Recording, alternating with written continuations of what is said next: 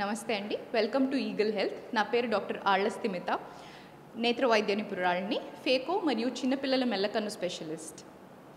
So ముఖ్యంగా మనం corona తర్వాత నుంచి చూస్తున్నాం, చిన్నపిల్లలు ఈ సెల్ ఫోన్కి ఇవన్నీ బాగా అలవాటు పడ్డారు. ఈ సెల్ ఫోన్ వల్ల పిల్లల్లో కలిగే కంటి సమస్యలు ఏంటో ఈరోజు మనం చర్చించుకుందాం. ముఖ్యంగా ఈ సెల్ ఫోన్లో ఈ రేడియేషన్ వల్ల ఏంటంటే పిల్లల్లో ఫోకస్ అన్నది తగ్గుతుంది. ఫోకస్ తగ్గడం మరియు వాళ్ళ కంటి నరం మీద, ముఖ్యంగా కంటి నరం మీద ఉండే మ్యాక్యులా, అతి ముఖ్యమైన ప్రదేశం మీద ఇబ్బంది కలిగే అవకాశం ఉంది.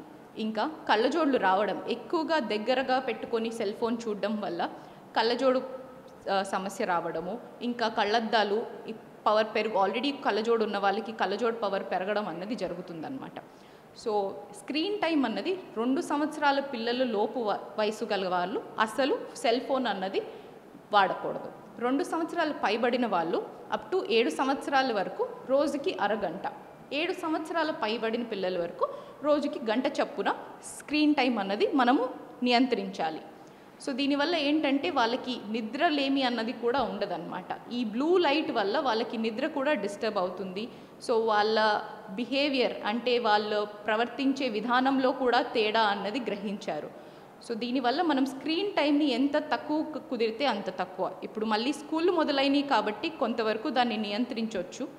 పెద్దవాళ్ళు దీన్ని వెంటనే ఎప్పుడైతే ఏవైనా వస్తువుల్ని దగ్గరగా చూడడము, టీవీ కానీ దేన్నన్నా దగ్గరగా చూస్తున్నారు అంటే తప్పకుండా 4 సంవత్సరాల వయసులోపు ఒకసారి కంటి పరీక్ష అన్నది చేయించడం ముఖ్యం.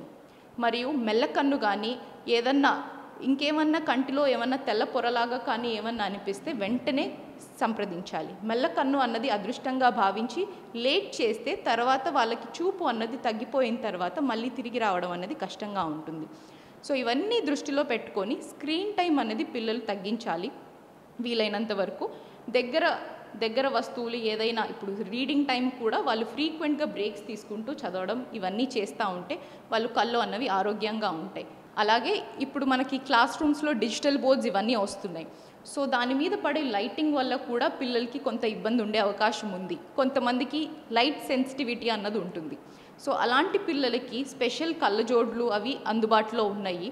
సో బ్రైట్నెస్ అన్నది ఆ డిజిటల్ బోర్డ్స్ది స్కూల్ యాజమాన్యం కూడా చూసుకోవాల్సింది ఏంటి అంటే దాని బ్రైట్నెస్, రూమ్ బ్రైట్నెస్ ఎంతైతే ఉందో అంతనే ఉండాలి.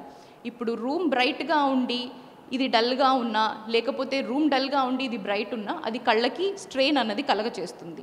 ప్లస్ కళ్ళజోడు ఉన్న వాళ్ళు ప్రతి 6 నెలలకి ఒకసారి చూయించుకుంటూ ఉండాలి. ఒకవేళ గనక కళ్ళజోడు పవర్ అన్నది మనకి తరచూ పెరుగుతూ ఉంది అంటే దాన్ని నియంత్రించడానికి కూడా మన దగ్గర లేటెస్ట్ గ్లాసెస్ మరియు డ్రాప్స్తో నియంత్రించే అవకాశం మన దగ్గర ఇప్పుడు మన శ్రీ కోడసైదయ్య నేత్రాలయంలో ఉంది.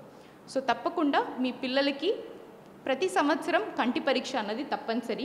స్కూల్లో కూడా అవేర్నెస్ దీని గురించి తీసుకెళ్లడం ముఖ్యం. టీచర్స్ కానీ ఎవరైనా నోటీస్ చేస్తే పిల్లలు ఇబ్బంది పడుతుంటే వాళ్ళ పేరెంట్స్కి ఇన్ఫామ్ చేయాలి.